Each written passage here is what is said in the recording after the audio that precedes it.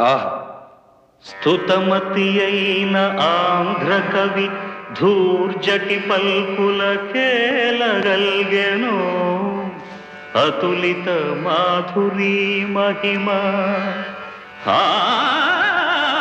తెలిసెన్. Excuse me, Ramakrishna కవి గారు, మీరు చెప్పబోతున్న పద్యం నాకు తెలుసు. ఎవరు నీవు? నీకు తెలిసినది ఏమి?